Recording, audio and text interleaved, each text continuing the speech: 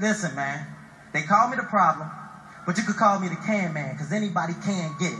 Africans, Americans, Dominicans, Mexicans. How you doing, everyone? My name is Ryan, and this is Ade, and welcome back to another edition of Boxtalk. We've got a season right now of good main events, but now we've got undercards that match the main events.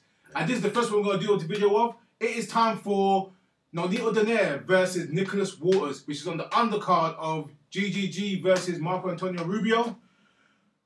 Ade, where do you want to start with this fight? What a matchup. You know, we complain about undercards, especially top rank undercards. We kind of say, Bob Arum. This is an undercard. This is an undercard. Yeah. This is a fight that, all intents and purposes, maybe not to the casual boxing fans, but to boxing purists, this is the fight that could have topped a card. Yeah, you know what I mean. Nonito Donaire was that man supposed to be topping the cards. He was supposed to be that man. It's a strange how he's. Look, it's almost weird. Nonito Donaire's slowly, his stock has dropped a little bit since the Rigondeaux fight. There's no two ways about it.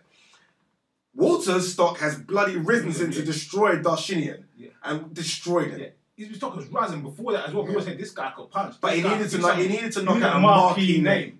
He knocked that marquee name clean out, and that was it. That was almost okay, where are you? Let's put you in with Filipino flash. See, here's the thing about this fight, which I found quite interesting. What I like about it is that Donaire, don't get me wrong, is still an elite fighter. Oh yes, it's still pound for pound top 10. Yeah, I think so. At the worst. Top 12. Top 12. Top 12. Worst. I mean, remember when we was doing that? Did he fit into our top 10? He did fit into our top 10. And it was always in and out. We argued about it. Yeah. But I think he came at number 10. I think he came at number 10. The point I'm making is that he's a solid fighter, but he has changed. Previously, people had him as high as number 3, 4. Yeah. After losing to Rigo, he's changed as well as a fighter.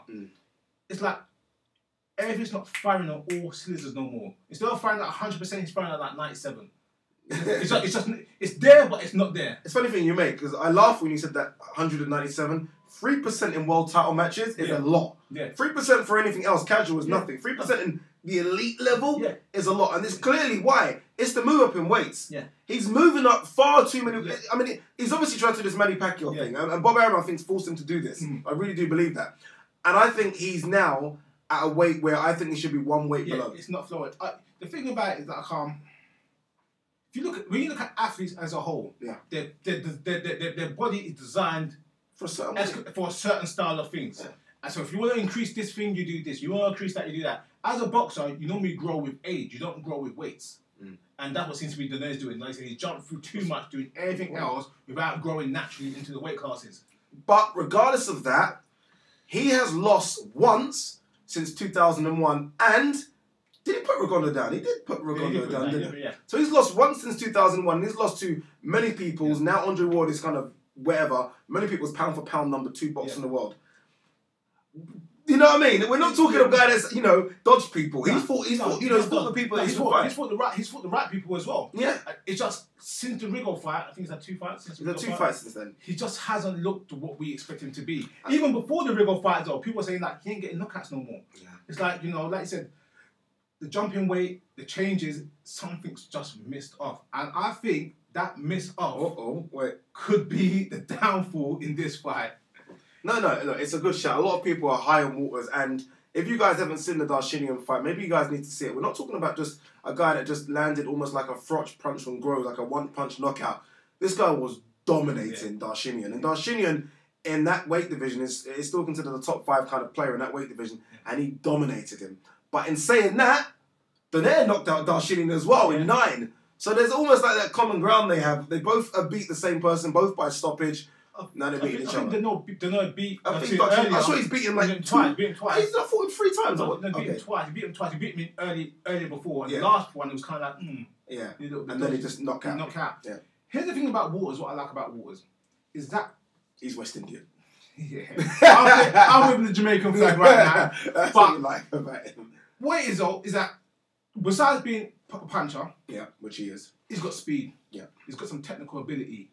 He's aggressive. He makes fights happen. Yeah. And that's what I think with this fight, where it gives him a slight bit of edge. Because like I said, Donaire is not firing on all cylinders right now. And that hesitation is what's going to give someone like Waters advantages. The funny thing is, all the points you just made about Waters were the same points people were making about Donaire 2 years ago. Yeah. He's fast, he's explosive, he puts punches together, Yeah. and he's got KO power. And I think that could be that undoing for Donaire as well. I think Donaire is fighting a guy that is 2 years of it's Donaire 2 years ago. Yeah. And that's my fear factor for Donaire. But there's also an experience thing as well. This will be Waters' first time on the big stage. Definitely. Yes, he's fought Darshinian, but he's never fought on the undercard of what will be a sellout. And remember this, like I said, Donaire is a skilled boxer Seasoned as well. pro. A real Skilled, pro, yes. seasoned pro. We're talking about, is he a 4-weight world champion? Yeah. They don't give it those titles like that for nothing, do you know what I mean? And as he said, he's not lost against anyone since 2001 apart from Rigo. Yeah. So, and that even went to a points decision. In saying that, I'm going to let you go first. Let me go first.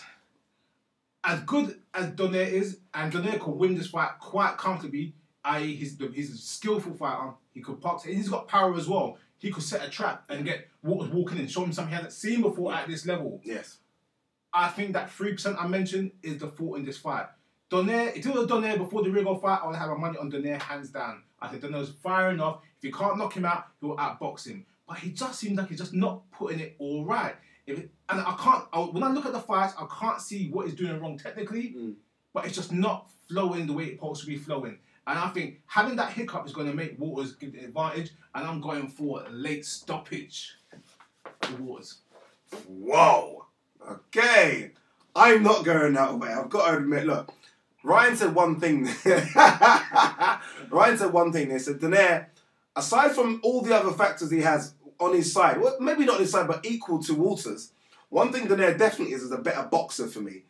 If Donaire chooses to box, I think Donaire wins it on points and probably could win it comfortably. If Donaire tries to stand and shoot out with Waters, then we could have a very, very interesting fight here. And I think Waters carries I think Waters carries more power than Donaire. It's stupid to say, even though I just think he carries more power. He's the natural guy at this weight, where Donaire's coming up in this weight.